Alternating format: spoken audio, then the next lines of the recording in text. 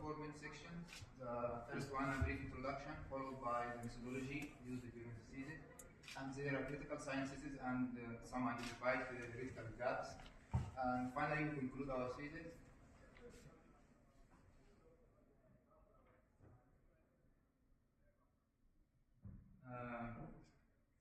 Renewable energy sources accounted for around half of the net electricity generated in the EU. 60% of this number came from wind at the PV power plants, which are intermittent and have some degree of uncertainty. And they are displacing conventional synchronous generators, which historically used to provide frequency control, voltage support, and among other services. And therefore, it's necessary to have new ancillary services of different types and characteristics to solve the stability issues that renewable put in the grid. And non-synchronous inverter-based resources, distributed energy sources can provide these services, but market design and control must evolve. So this brings us to the central question of the thesis, which is how should ancillary services by distributed energy resources and market design be optimized so that distributed energy resources can securely operate electric power system with very high potential 100% share of renewables. To answer this question, our methodology is divided into three main parts. The first part was dedicated to the ancillary services, where a concise and precise definition of conventional ancillary services, both frequency-related and non-frequency-related ones, followed by new and emerging services. And following the recent one, which on regarding the virtual inertia from grid-forming inverters, it used to be a technical concept and emerging specifications in literature, but it was rarely implemented on a larger scale one. But on the 22nd of January 2026, Germany transmission system operators started the large scale procurement of synthetic energy services to be one of their kind. And this represents a critical evolution where finally virtual inertia from grid-forming inverters transformed from a technical concept to a procurement mechanism with dedicated market over 2 billion euros, among also the grid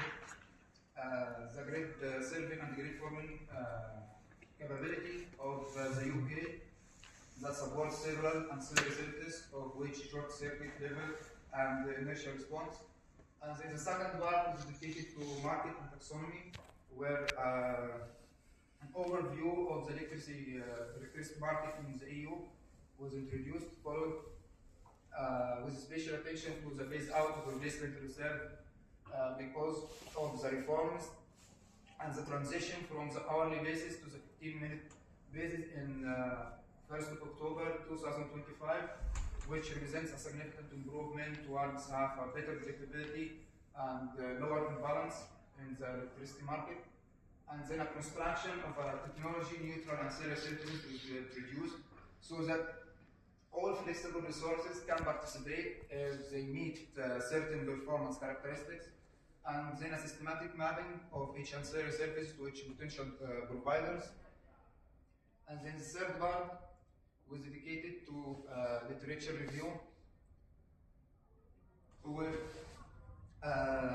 papers were classified along three axes. First one was regarding the modeling and optimization, followed by the ancillary service provided by the paper, and then the system scope to have an overall view to cover the most possible ideas.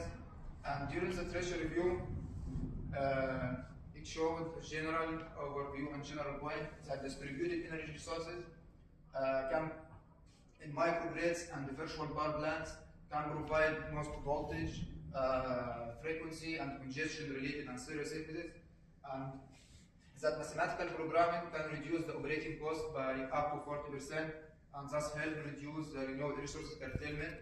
And then it also showed that in most of the cases, we have a joint or stacked use of services where we have super linear gains, where the profit from using multiple services is larger than the sum of them. And then also it shows across several papers that aggregated inverter-based resources and better energy storage system can significantly improve frequency neither rate of change of frequency and voltage support when oriented under dynamic and control approach to provide more services like low inertia grid, like virtual energy and fast frequency response. Yeah, regarding the critical gaps, some critical gaps were found. The first one was regarding the invisible barrier because of the heterogeneity and the local grid constraints, where some papers showed that 9 or 10% of the theoretical flexibility can be actually delivered when taking the state of the charge and the network constraint, like the maximum current, into account. And regarding the validation, most of them use the IEEE benchmarks or short simulation, with the very rare one dedicated to implementation on real physical system or a long simulation data. And also regarding the transmission and distribution system operator, because many models exist, but very rare large implementation exist, because the main challenges remain institutional, contractual, and data sharing rather than purely mathematical. And also regarding the better energy storage systems, some studies show that with using the mathematical modeling, operating costs or the revenue can be increased, but they ignore the economic cost. And other studies that took the economic cost of the base into account showed that using less per single surface is not economically viable, and it can only be viable under unrealistic and unexpected electricity price difference. And also regarding the degradation, some of them assumed that some simple degradation where a certain lifetime or a linear one is used, and they use the best aggressively with severe change in the state of operation and power, and of course it is not accepted, and a significant degradation is expected to happen during the first period of operation. And also regarding the hydrogen electrolyzer, the European Union stick to the 2035 phase out of internal combustion engines, among other factors like power to X and synthetic fuels.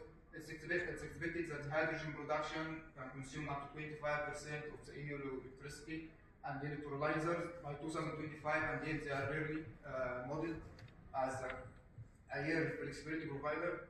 And of course, electrolyzers are controlled models that can, under this ratio, with a rated tiny percent, it can provide so many services. So we conclude our thesis with 3 main points. That's first of all,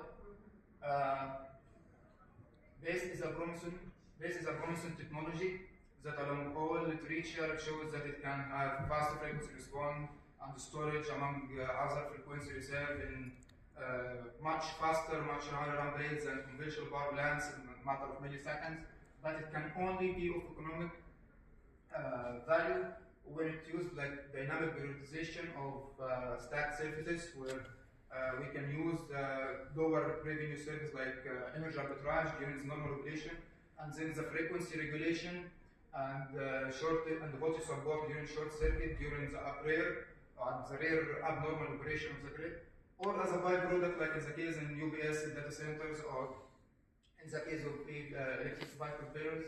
And also regarding the future and the renewable fuels, because now electrification of processes and transportation, among other factors, we are not the only player in the field, and there is some intense research in this area.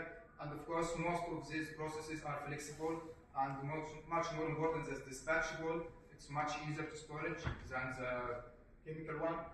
And finally, we have 2 real examples of countries that approach almost 100%, like Iceland and Norway, but since most of their electricity came from hydropower and from geothermal power plant, and of course they are synchronous generators, they are super lucky and advise them for that. But the 2 relevant examples are regarding Denmark and Portugal.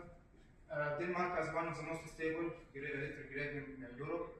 Its issues are mainly economic, regarding the curtailment, and during many hours of the year have negative prices, but they are mainly economic because sometimes grids are saturated when the production of wind and solar are far from demand and far from export capacity, but they can deal with transmission, but it is not related to technical aspects of the renewables. And also the last one is regarding Portugal.